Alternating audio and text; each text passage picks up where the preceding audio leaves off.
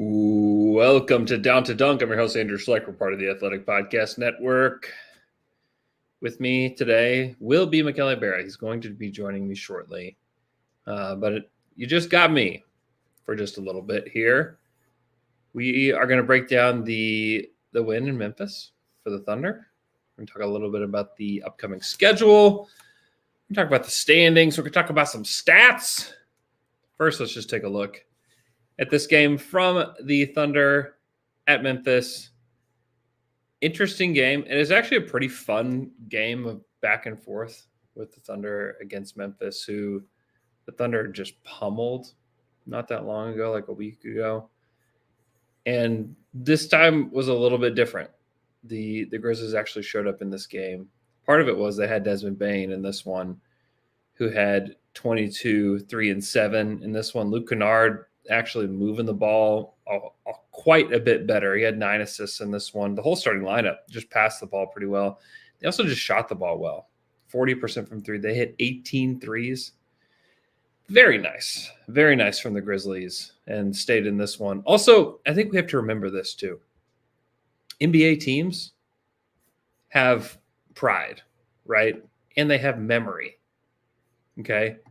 And those two things absolutely. Oh, somebody's letting me know that the sound is not good. That should be better now. Thank you guys for alerting me in the chat. Should be better. Let me know if it's good. Give me a little thumbs up if that's better. And actually like the page if it's better. But yeah, I think we need to remember that that NBA teams have pride and memories, especially when they get to play this like the same team within just like a few days. It's rarely ever just 2 blowouts in a row. Very, very rarely.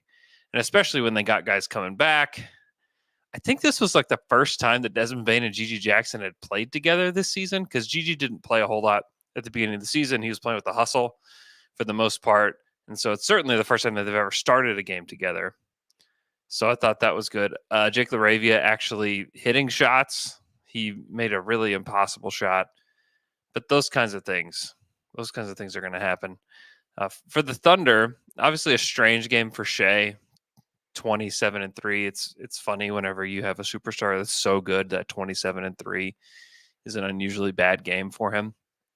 But the slack was picked up by both Chet and J-Dub. In this one, J-Dub 23, 7, and 6, a steal and 2 blocks. J-Dub is ridiculous. He's been really good. And then Chet 22, 11, and 2 with a steal and 3 blocks for Chet. I thought he played really well. A lot of attention to Giddey in this one, again, for kind of the same reasons, taking a lot of threes. And I get it. A lot of them are threes that most of them are like in rhythm, got to take them kind of threes. To me, it's more on Giddey in the offense, not for him to necessarily drive when he gets the ball, but to just not be put in that position over and over again. Because he's been more of a screener. He's been a guy that goes into the dunker spot.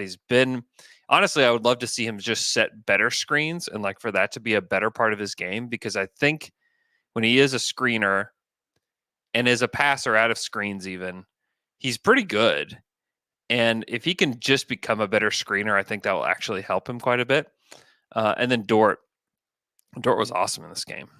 12 points on 3 of 6 from the field, 2 of 5 from 3, 4 of 4 from the free throw line.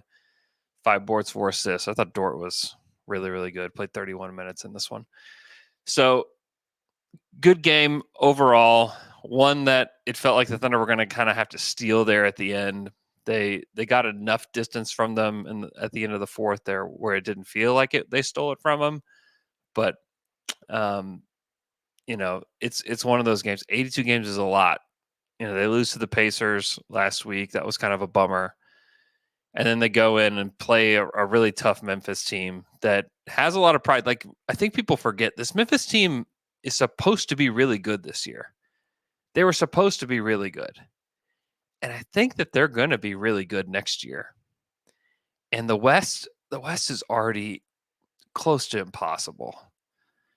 You look at it today, and it feels great people aren't talking enough about how crazy it is that the Thunder are at the top of all of this. Because you have like this these teams clumped up, and it's LeBron, Steph Curry, Kevin Durant, Luka Doncic, Sabonis and Fox, Zion Williamson. You have the guys with the Clippers, with Kawhi and PG. I mean, this is really tough, really, really tough. Houston went and spent a ton of money in order to become a team that was in the play-in, and they didn't even get there by spending tens of millions of dollars. Right, Michele? Michele Berra is with me now. Right. Like spending millions of dollars to be a playing team doesn't sound like fun at all. Sorry for the delay. Have been quite busy today. It's been one of those days. It's all good. I hear you. I'm just talking about how tough the West is, and that Memphis is going to be in the mix next year, which means that one of these teams that's in this top 10, that if Memphis is going to be good, and by the way, Houston and the Jazz also want to be good next year. That I believe a little bit less, but okay. They want to. Houston definitely wants to be in the mix next year. Yes. Houston, definitely. Yes. So there's two teams. Like, who's going to be out of it?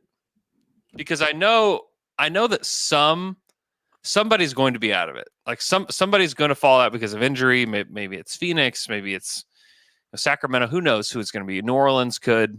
They could see a world where that happens with any of those teams. But if they have relatively good health, like, which team is dropping out? Because Memphis is going to be better than some of these play-in teams. I would say Golden State, the Lakers, maybe those are the two teams that just drop out. Mm-hmm. But Memphis is going to be better than those teams. So, like, the West is really crazy tough this year. It's going to be even crazier next year.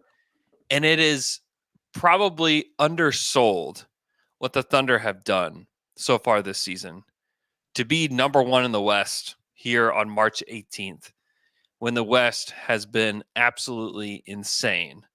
And they have the third best net rating in the NBA. They're one of now three teams that have a 6 or better net rating, which is kind of like one of the thresholds that people say, if you clear a 6 plus 6 net rating, then you are a title contender. They're one of three teams. Boston, Mini, and OKC, basically, right? Yeah, that's it. So, it is almost undersold because people just want to talk about their age, or how they're not big enough, or they're going to get out physical by somebody, or they just haven't played well when they're in LA this year. And that's where almost like tons of media people are that want to talk about this stuff. But there's not enough people, I don't think, people have talked about the Thunder, but people aren't talking about how crazy it is that they're doing it in this Western Conference, that they're at the top of this Western Conference, still top 5 in both offense and defense. Number 2 in net rating. This is a really, really good team. Jay King was talking about it today on Basket Buds, how one of the questions that I posed to the guys was, if Denver doesn't win the West, who is it? Mm-hmm. And Jay, actually, to his credit, believes that the Thunder could do it. And to me, they're the answer. If you're looking at a team that's going to beat Denver, and you're looking just statistically, they are, to me, the obvious team that could do it. Yeah. I think that sometimes I hear people talking about OKC like they are a nice story. And sure, Sacramento was a nice story last season. They won 48, 49. Yeah. I don't remember exactly. I believe that they were third in the West at 48 wins. Yeah. Yeah, that's a nice story. Yeah. OKC is 47 wins and 20 losses, and they have 15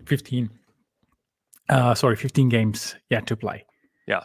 This is not a nice story. This is a team that is imposing its will against the majority of the league.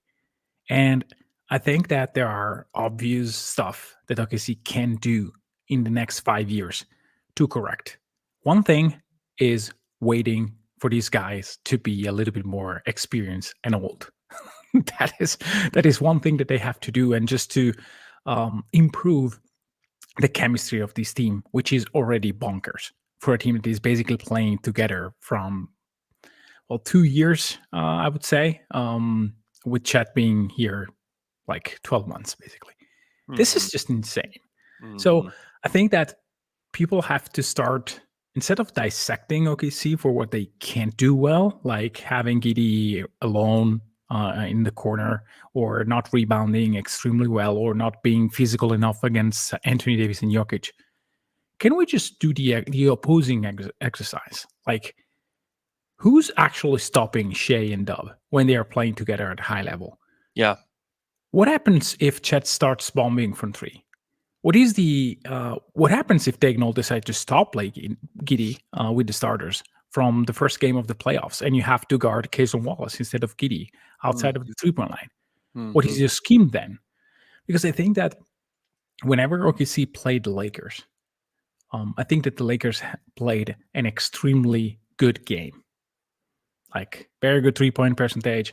AD was hitting a ton of stuff. They were playing super duper hard defensively. What I'm trying to say is, in order to roll over like they did against the Pacers, the Mavericks, the Pistons, the Spurs, it happened maybe 6-7 times. Or you have to be almost perfect in order to beat the Thunder. This is the story to me. Like, you need to be extremely good. If you miss one guy, like Dallas, I mean, yeah, you need to play even better. And it's not enough. Because OKC played a quarter and a half against the Luka-less Mavericks, and it was basically done. Yeah. So, can they lose in the playoffs in a dramatically and comically bad way? Sure, it can happen. It will happen to somebody that is really good.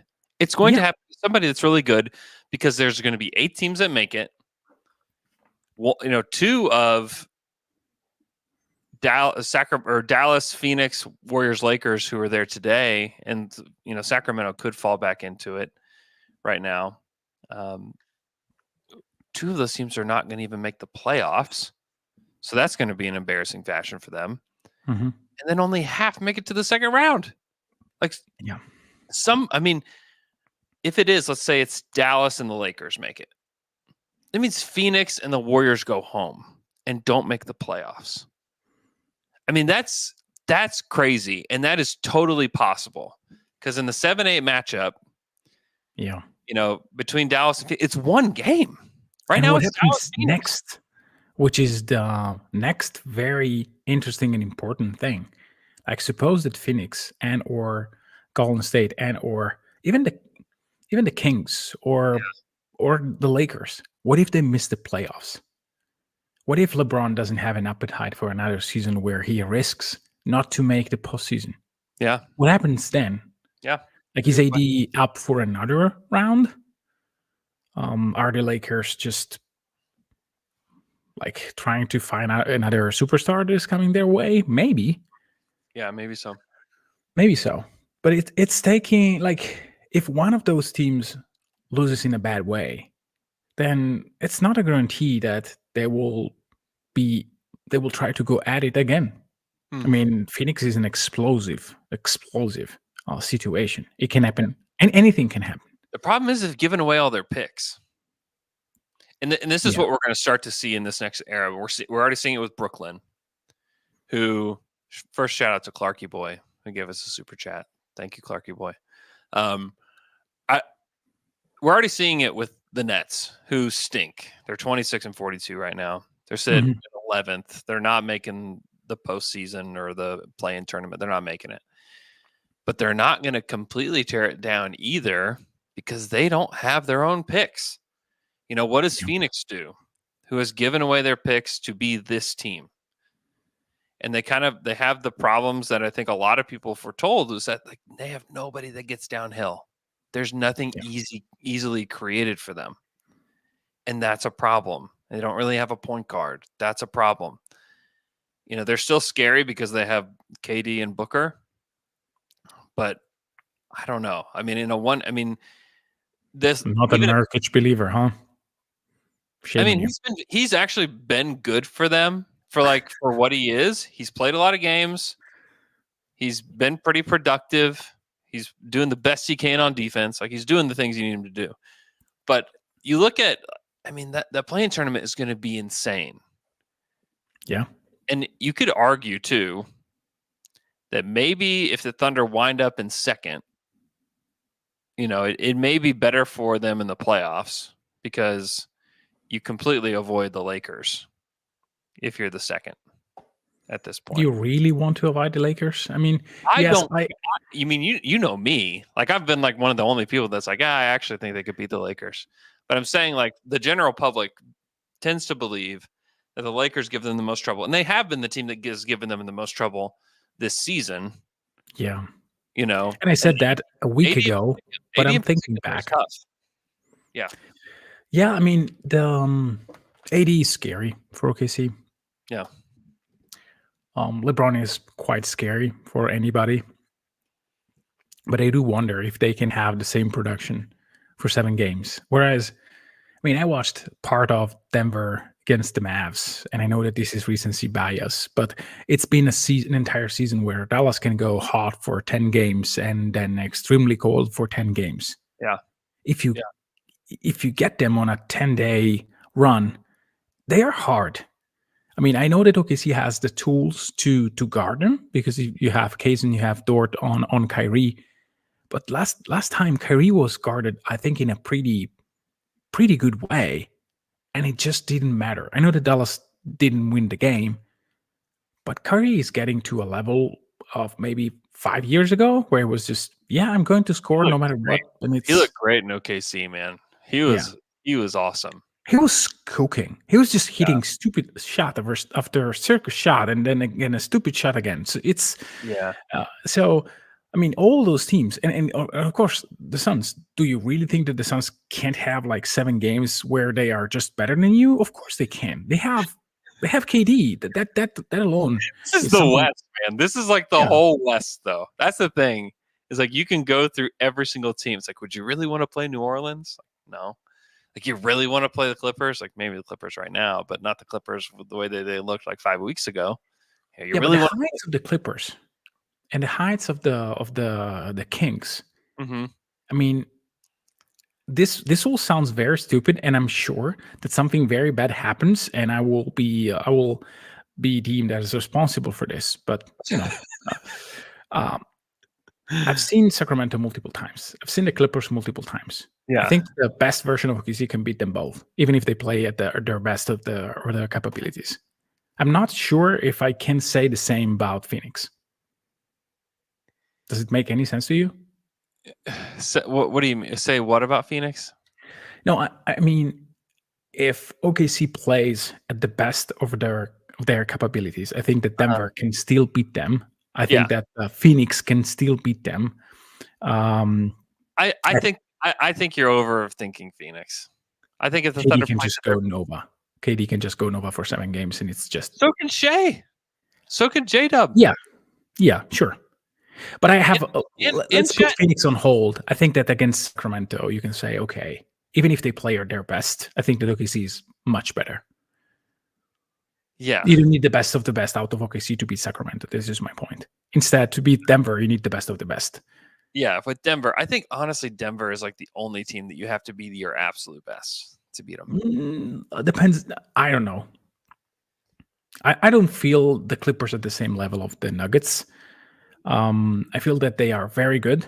I don't know. Yeah, I don't. I mean, Phoenix has an okay defense. Their offense is also, it's pretty good. It's okay. Like, they have a +2.5 net rating this season. I mean, KD and Book went crazy against Denver and pushed them a little bit, but still, it didn't ever feel like, oh my gosh, the Suns are going to win this series last year. Yeah. Denver has the perfect defender for KD. Like, Aaron Gordon is that guy. Yeah. Aaron Gordon is just awesome. And he doesn't shoot threes. So you can have a great defense and offense if you have a guy like him who doesn't shoot threes. And this is why I think that the Giddey discussion should start at the defensive side of the court first and not on the other side. Because people are guarding Aaron Gordon in the same way. It's not a better shooter than Giddey. He's shooting probably worse than Giddey this season. I think it's below 30%. Mm-hmm. And teams will scheme up for that. It's just that Gordon is a great cutter, and it's on defense. It's not even a question. He's their best defender. The problem with Giddey is that you are also paying him on defense. Sorry, Yeah. I don't know why I went into this Giddey tangent. But okay. It's just like a magnet for us, to go back in. Yeah. I wonder too about I just wonder about Durant. He's played so many minutes. Yeah. He's played 2,200 minutes this season. 8th. He's 8th in minutes played this season. Yeah, it seems a lot. He's 35 years old. Like I'm trying to look and super young, 35 years old. Super young, 35 years old. Yeah, sure. I mean, Do you LeBron's feel old, Andrew? No. We're young, so he's younger. Yeah, but I also haven't played. Like, how many games has he played? 66 games? Yeah. 61 games? I have not played 61 NBA games. Yeah, that's a good point. Like I'll go work out at the gym for an hour, and that's not the same as playing an NBA game. I mean, it's a lot for a 35-year-old, and LeBron has been able to withstand all of it. But like you're seeing like the effects of it, I think, with guys like Kawhi and PG. Like Kawhi and PG have both played 61 games this year, 2,000 minutes, and like they have not been good. Their defense has been one of the worst in the league since the All-Star break.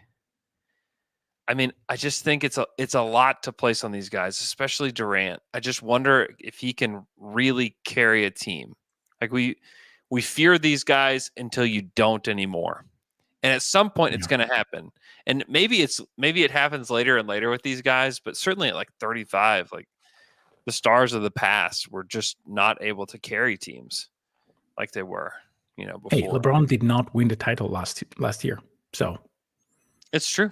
He did not. And he was probably better than this season, or at least at the same level. So yeah. So some of the worst defenses since the All-Star break. Utah Jazz, the worst at 120. The Wizards at 120. The Los Angeles Lakers at a 120.4 since the All-Star break. The Dallas Mavericks at a 118.8 since the All-Star break. The Chicago Bulls at a 117, and then the Clippers at a 117. Phoenix Suns at 23rd at a 115. Where is OKC in that ranking? Still top 10? The Thunder are 7th. 7th, yeah. I mean, again, like people want to talk about the Mavs or the Suns or whoever else. Like these are current, since the All-Star break, really bad defenses. Really, really bad. And the Thunder, who have had a few games where like, man, they're really not playing up to their potential. They're still 7th in defense. Yeah. I mean, that's just kind of what I'm talking about, is that I think we're just not at the point yet where people fear the names that are on this team yet, because they haven't done it, and they have to do it. Like they have to go and do it. Over the next few years, they're going to have to actually go and do it.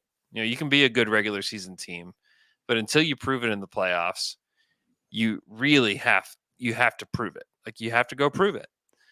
But you look up and down the West at the names, Jokic,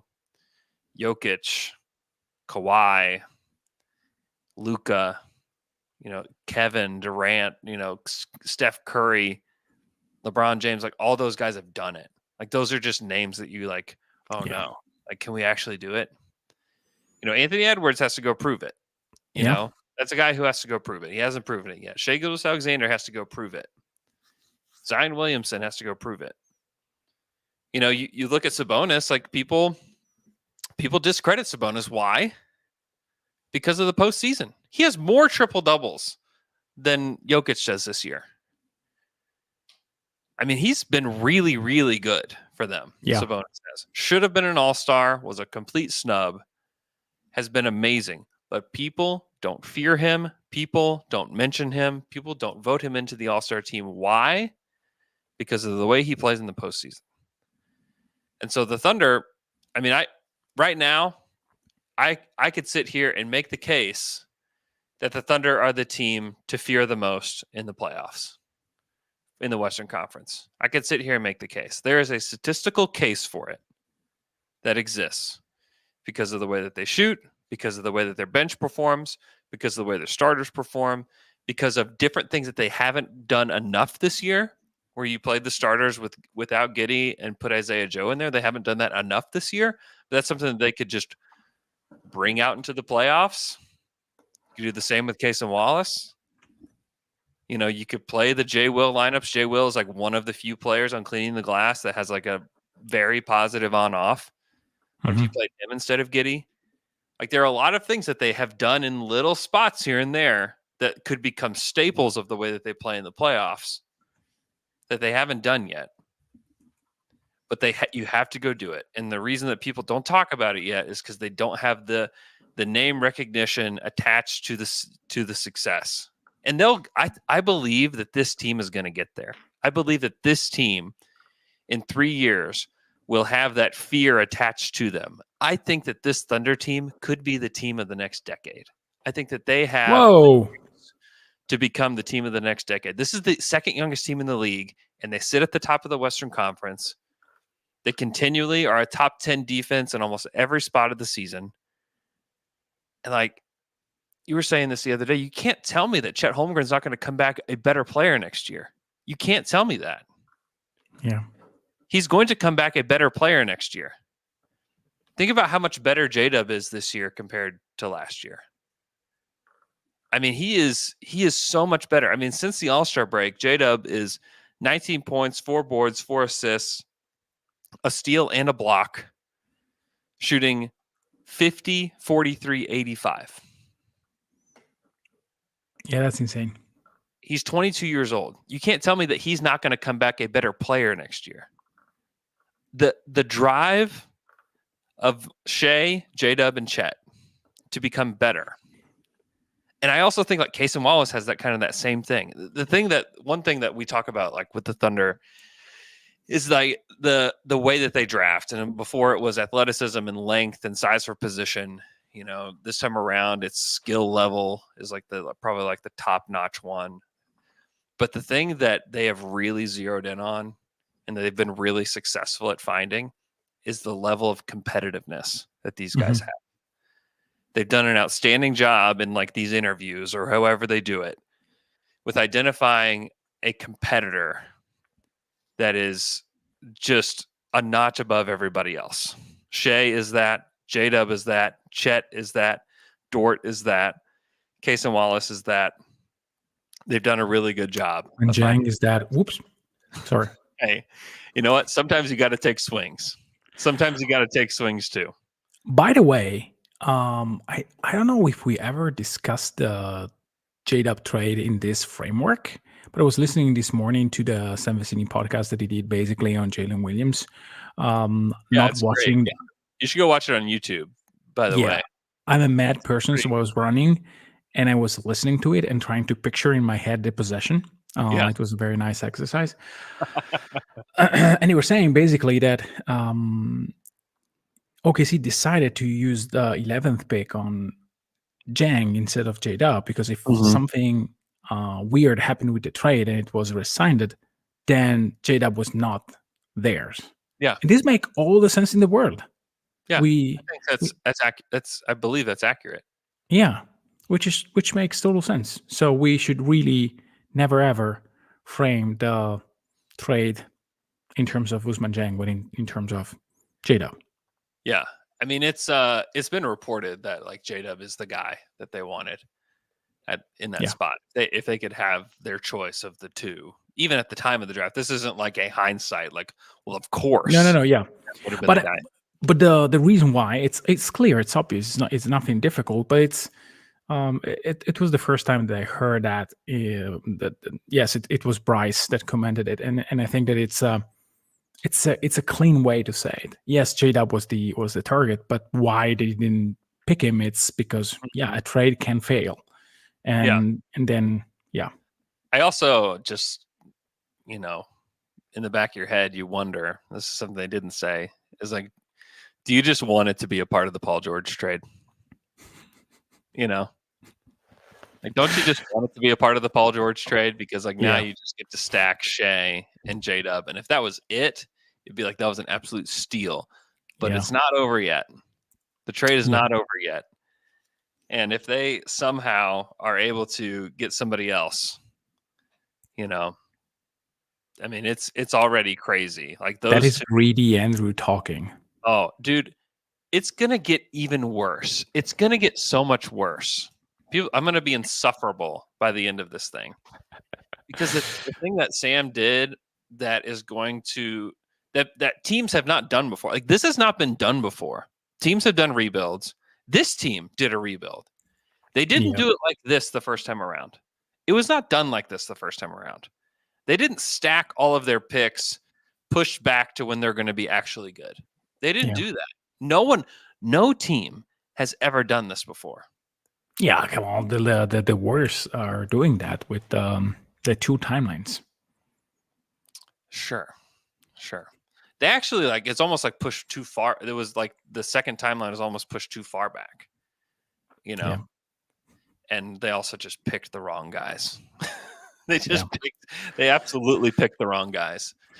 But you know, it's never been done before. And so it's gonna become pretty insufferable. Also, we always talk about how much we want Franz Wagner. Do you know that Josh Giddey is shooting better than Franz Wagner this season? Yeah, I know. Isn't that weird? It is weird. It's also something that I don't really trust. I know that it is happening. I'm not sure if we should project it. I mean, it's not. I'm not saying that projected. I'm saying it's something that is not something that just like will be in perpetuity. It is something. It is something that is happening. I watched too little of the Magic to really understand why this is happening. But I answered a very interesting question on the Dream Team, and I want to pick your brain about it. Since we're talking about the best is yet to come for the Thunder, and we're talking about J-Dub. And the question was, hey, how many players of the past 4 drafts would you pick before J-Dub? And I ended up with 1 player. 1? 1.5, considering Chet Holmgren. And maybe, but basically I said, okay, with Ant, I think that I'm forced to say yes because I love him. I like him as a player, and probably for the next 2 years, 2-3 years, he will be better. Yeah. With Chet Holmgren, I'm in love with the type of player. I think that it allows you to play a different way, and so I said, okay, I will pick him probably just a hair above. Yeah. And then I said, okay, the other 2 guys that I'm thinking about are Paolo and Tyrese Haliburton. I mean, if you're drafting just talent alone, there's probably several players that I think that you could point to. But if you're players that are you can evaluate their impact on the league as of today. Yeah, I mean Wemby. Oh, of course, yes. Wembanyama, yes. Wemby, I put above, yes. Wemby's it.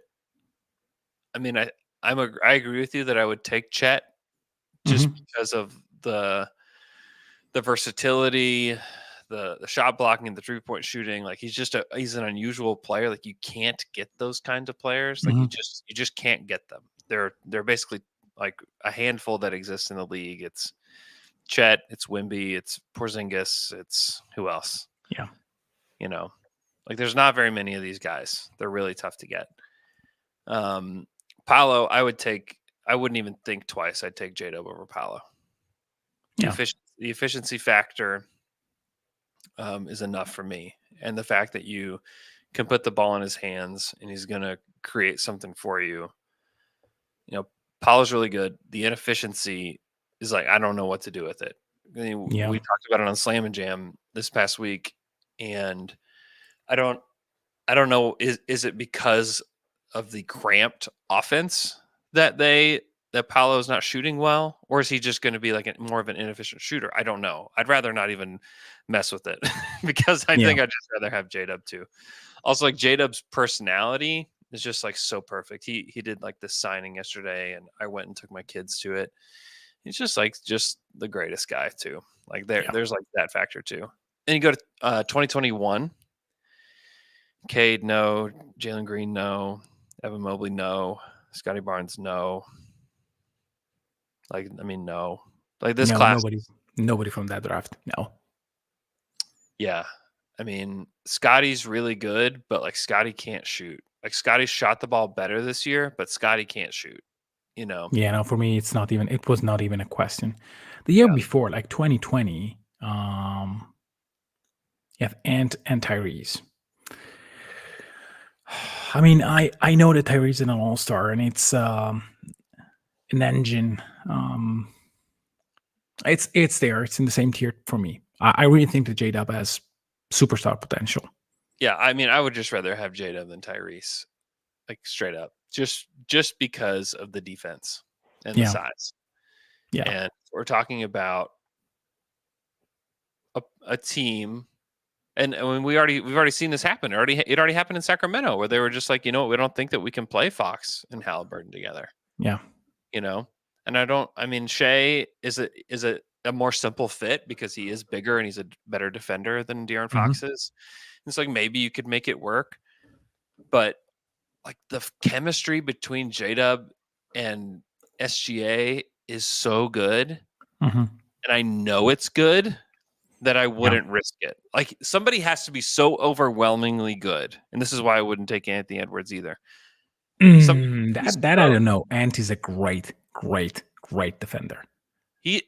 I think he's a good defender. He can be a great defender. So can J-Dub. Yeah. So can J-Dub. Ant's fun. I question some of the decision making with Ant. I don't question the decision making from J-Dub. And I also what do you mean, well? Well, there have been moments. Come on. I mean, in the past, not in the recent past. Everybody has moments. No, but at least I think that with Ant, at least is a discussion that you need to have. Yeah, I mean, I'll discuss it. I'll discuss rather having J-Dub than him. I thought that was already hot takey, but you are like even like I like Ant. I think he's really good. I think he's really fun. Me. He's also like an alpha, That is where I wanted you. I think that this is the thing that makes Shea special. I don't think that Shea is the loud alpha guy. I think I disagree that Shea is the absolute alpha of this team. No, wait. I specifically mentioned the word loud. Yeah. Shea is not loud. He's he is louder than he is louder than he projects that he is. Okay. It's louder. He is louder. I have heard him. I've been back in the locker room and I have heard him be louder than what people would think he would be. Yeah. Okay. That's nice to know. I think it's completely fine with J-Dub being like rock and roll. Yeah. I accept the fact that some people would take Ant over him, and I get it. Okay. And that may make me look dumb to say that I would rather have J-Dub. I think the versatility of J-Dub, I think he has more versatility. I think that he also the size thing too, because like Shea and Ant are both guard sized, like Ant's not going to defend as many fours. Yeah. As J-Dub does. Like the versatility is needed when you already have your alpha guard. You know what I mean? Yeah. And like having two alpha guards, I think it again, back to like the chemistry between the two of them. I think that you have to have, I think if you're going to, and this is we look at Denver and like what they have. One of the reasons that it works so well is because everything fits so well. Yeah. Even a guy like Michael Porter Jr., who was an odd fit in terms of personality, maybe a guy who seemed like a very wide personality. Let's put it this way. Mm-hmm. He fits so well, and he decided to fit very well. They paid him, so but if it's okay, and back to Dub, I think that the most interesting dynamic between him and Shea is that Shea is completely fine having him closing games offensively, scoring wise. Yeah. And it's so important. This is also something that Not only is he okay with, he screens for him. Exactly. No, I mean, being okay means I'm into this. Yeah. Yeah. And I mean, that was so excellent in this role. Like, he's such an efficient finisher. I think that Shea trusts some of like J-Dub's shots more than his, which is something that blows my mind. And just values a better shot. A better shot from J-Dub is the best shot in these moments. If the alternative is my contested step back three, and realizing that and empowering J-Dub to be that guy, it's Mhm. what makes Shea so special, Mhm. because he can go for. I don't have a doubt in my head that he can on the right night go for 70 points, 60 points, something like that. Yeah, if you He wanted just to. has to do Yeah. it. Yeah. And he doesn't. He goes at his business in a different way. And Mhm. it's all about, hey, we need to win this thing. And if J-Dub takes the spotlights at the end of the game, so be it. I mean, it's great to have this kind of chemistry. And yeah, Yeah. and J-Dub is amazing. I mean, I was listening to the last game against Memphis, and sometimes he at a certain moment in, I think it was in the second quarter, we heard from the telecast him saying, "Hey, every time we go this way, it's a whistle." And it's such a polite way to say to the referees that he wasn't liking.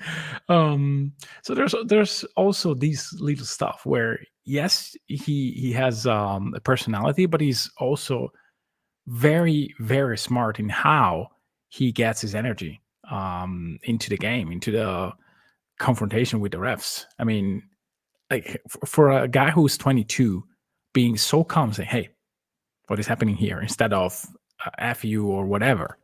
Mhm. It's insane. I love him. So Yeah. apparently, I was not as high as you on him. So that's good to know.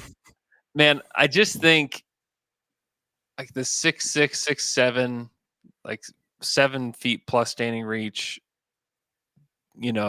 Yeah, combo wing that can like he's a really good shooter and he's a good passer and he plays defense. I mean, he said it multiple times. He loves Oklahoma City. I don't take that for granted at all because it's not a guarantee that everyone's even going to say that, Mhm. that comes here.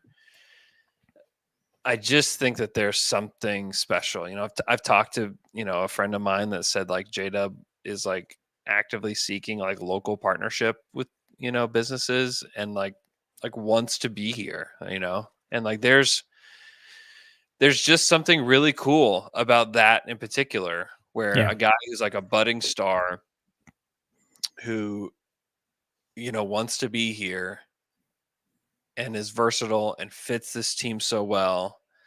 And, and for really the first time, in a long time, like this, like the three best players fit. And then it's about like figuring out the rest, yeah, and they have guys off the bench that I think can help complement. I mean, if Giddey is not having the best series, I wonder if it's just like, hey, this is just not a Giddey series, and we're going to start Kaysen, or we're going to start Isaiah Joe, or we're going to start, Jay Will, whatever, but to have J Dub locked in as clearly the second best player on this team, clearly one of the 25 best players in the NBA.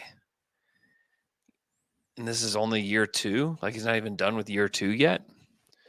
I just, and I also think like the high character too is like not something that you should take for granted either. Like he's like he and Shea and Chet for that matter. Like they're like the complete package, like they're absolutely the complete package when it comes to NBA players, and the Thunder fans are just outrageously lucky to to have this team. yeah. Speaking of the future and what lies ahead, what are the chances, in your opinion, that next year the second best player of the Thunder is not Jalen Williams? I mean, I think that there is a good chance that that Chet has. I mean, people talk about this all the time, that like the times that you can improve the most is in the summer. And, this will be his first summer to play. And I wonder if Chet can take like a really big jump, because that's the thing, is that Chet could come back and just be much, much better offensively and like a better rebounder. Like those things could happen. I tend to think, though, the most likely outcome is that still J-Dub is the second best player, because I do think like he's going to get stronger. He's going to come back better. Like he's going to work. It's cool to have the example set already with Shea, who just is an insane worker. And for that to be like the guy that sets the tone for your entire organization. So I tend to This believe was also a test to understand if you would go into, you're right, Shea can be the second best player next year. Shea. You're not that No, crazy about J-Dub. Okay. That's nice. No. I think Shea, I think it's fun to like imagine a world that could happen where Shea like slowly becomes like the second best player on this team. But like, we also have to realize like we're talking about a top 2 MVP candidate this season, and a guy that I believe you could tell me right now that Shea Gilgeous-Alexander is the second best player in the world. Yeah. And I would believe it. 35 and 6, 2 steals per game, leads the league in steals. 54, 37, up to 37% from 3 on 3.5 attempts, by the way. 87 from the line, taking almost 9 attempts per game. This is a dynamic superstar that plays on both ends, that has like the winning attitude, that like wants to be a champion. I think that he is going to lead the Thunder through this era.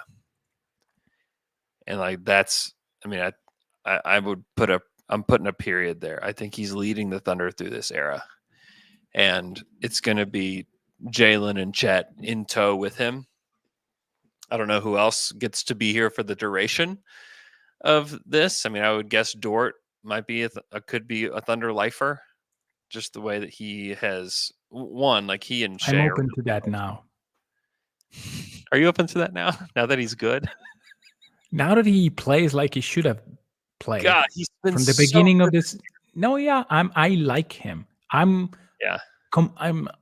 sending my nice comments, my love to him every single game. So I'm behaving. I said I was wrong. I know that if nobody will accept me on the door train, it's fine. Dude, you guys are right. I was wrong. It left a long time ago. You're standing there with your ticket, just waiting for a train that's never coming. I'm okay with that. Sometimes you lose a train. Sometimes you lose a plane, and you have to find your way out. But yeah. We don't know who's going to be here in the next like 3 or 4 years. The NBA changes fast, and this team hasn't changed a whole lot. In the last 2 years, it will change. It's going to change, and I really like this team. I really like a lot of the guys on this team. My hope is that this offseason that they can take care of extensions for guys like Isaiah Joe and Aaron Wiggins, who I think are 2 pieces that fit really well with this group too. But, the NBA and its ecosystem changes so fast. And if you want better players, you got to give up something good, And as they learn more about this team through the postseason and through another full season with them being a good team, they're going to better understand what this team needs. And they may be able to fulfill it through the draft. They're going to have a lottery pick in this next draft. And there are players that I think are good, that I think are going to be available. And so I think that they could fulfill some of those needs through the draft, and then somebody's not going to play. Even 2 years ago, we really thought Trey Mann was going to be a guy that was on this team. It would have been baffling to think that Trey was not going to be on this team. And, here we are. So we just, the the truth is, like, we just don't know. There's so much that we don't know with what's going to happen with this team outside of really those big three. Like, we really don't know. But I'm curious to see what happens. I mean, there's some guys in this class that I'm actually starting to kind of take to, even outside of Kyle Filipowski. There's some good players. I was watching Colorado. I texted this. Tristan Da Silva, he's really interesting. I don't know that he would be somebody that you consider in the lottery. I mean, probably not. But he's been really good for them. And he's a 6'9" wing. He's a senior. And he can shoot it. And you can tell he really thinks the game at a high level. Like, I wonder about him. Like, I wonder what's going on with that guy. Like, he could be a role player on a good team. And, like, particularly, like, he's kind of thundery. So, and he's a big forward. He's 22. Yeah. Yeah. What is happening with you right now? Like, suggesting to draft like old guys? He's younger than Dalton Connect. Great. Who's gonna go in the lottery? He's 3 years older than Furphy. Yeah, Furphy's like missed almost every shot for like the last 3 weeks, though. Yeah, that happens. Yeah, to players that aren't that good, it happens. I don't know. I'm scared of Furphy. I don't know. I've watched very little of him. I'm kind of scared of Furphy, to be honest. Like, I just because don't know of the shooting. Yeah, because I don't know how good of a shooter he is, and if he's not a good shooter, then he's not an NBA player. Yeah. There are going to be like some real. There's somebody's going to hit. Very obviously, there are going to be players in this draft that hit, and man, I am really glad I don't have to make any of those decisions on these guys, because I don't know. Like, I can sit here and watch like clips of Tristan Da Silva and convince myself that he's going to be better than some of the guys. Like, I might take him over Ryan Dunn because he can shoot. Yeah. Well, there are many players where that we scouted, like Isaiah Collier or guys like that just they don't make sense. Sometimes in the past, he was the projected number one pick, Isaiah Collier. Sometimes I don't know why people that clearly know how to do this job, how can you watch 2 games of Isaiah Collier and project him as the number one pick in the draft? Maybe his agent, putting a little money in somebody's pocket. Would that surprise you? No. Wouldn't surprise me. Would not. It's a logical explanation. Would not surprise me one bit. Somebody's gotten a little bit of cash money in their pocket. Same with like Bronny. Didn't ESPN have Bronny James as like a lottery pick or something at some point? It's like, come on. Yeah, man. but that from where this is happening. This is coming, so it's okay. Yeah, we know where the money's coming from. This go No, around. It doesn't even need to be for the money. In that case, you could understand if that is not for the money. Yeah. Anyways, I just think that this draft that they're going to find somebody good. I think they'll find somebody good, and I also think that draft night could get really weird, because I think nobody has there's no like true consistency in like these mock drafts. Mm-hmm. And I think that it's going to be weird. I think it's going to get weird on draft night. Weird, like OKC drafting Zach Edey? No. I'm not talking about getting like just like a brain injury. Like, no. I'm talking like poor guy. But yeah. The Thunder have just not even when they miss, they've missed on some of their like big swings, but I just don't think they're going to be afraid to take somebody if they're at 11. Like, they're not going to be afraid to take somebody at 11 that's like 26th on like somebody's mock draft, And I promise you, the Thunder are not if any of you are making a mock draft, the Thunder aren't looking at your mock draft. I can tell you that much. It just doesn't. That's the one thing that I would love that I will never ever get to see in my whole life, is like I would love to just see the draft board of Sam Presti. Even Why like are you not saying even no? this year. Maybe in 20 years, when you will retire as a podcaster, we'll hear a knock on your door, and Sam Press will say, "Andrew, Here, this is our big board yeah, this is never of the happening. 2021 Hey. NBA draft." Hey, I don't want that one. Can I get like 2020? No, I would take any of 2021 them. I would take is any exactly. of them. Yeah. Yeah. Yeah. I would take any of them. Yeah. Brian K says, I have nothing against De Silva, but KOC's analysis cannot be trusted. What does that mean? I don't know. I mean, Is he like is he high on De Silva or something? Yeah, he has him mocked to the Thunder. Oh, he does. Okay. Oh, Yeah. wow. I have not. I like KOC a lot. I think he's a nice guy. I don't typically read his draft stuff. Yeah, once upon a time, they had like a very nice and colorful guide. Yeah, I assume they still do. Yeah, that's- but once upon a time, Nice. a company that never existed, called Chartside, worked to get nice charts on those guides. Fun times. R.I.P. Chartside. R.I.P. Man. Chartside. Yeah, Man. that now lives only in my brain. Yep. And probably also some other brain, but Yeah. not many. I'm still a Kyle Filipowski guy, by the way. I think he'd be nice off the bench for the Thunder. He's not shooting it well. I'm still on the. We should pay a lot to draft Reed Shepherd and just. It would kind of rock to have Reed Shepherd on this team, wouldn't it? Yeah, I mean, yes. Yeah. I don't care if I have too many 6'4" guys. If they shoot 6'2", 6'3", if they shoot the ball like crazy, it's not a problem.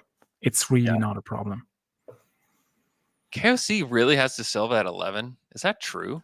No, it's college players only mock draft. So you have no G League, no international. And well, like that's like the whole lottery. Yeah, basically. Exactly. Yeah. Here it is. Yeah. Mock draft 3.0. Yeah, college only.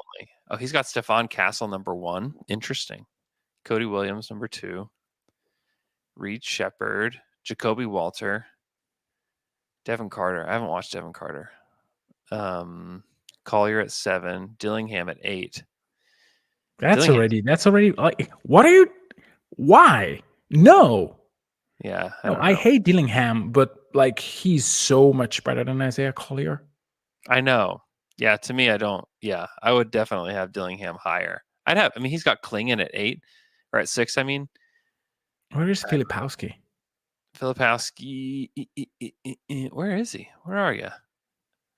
Oh, he's down. He's got Dalton Connect at 10. And then De Silva at 11. Where is he? Johnny Furphy at 12. Wait a minute. Did I miss him? No. He's way down here at 19. He's below Kevin McCullough. He's below Ryan Dunn. Oh my God. He's below Khalil Ware.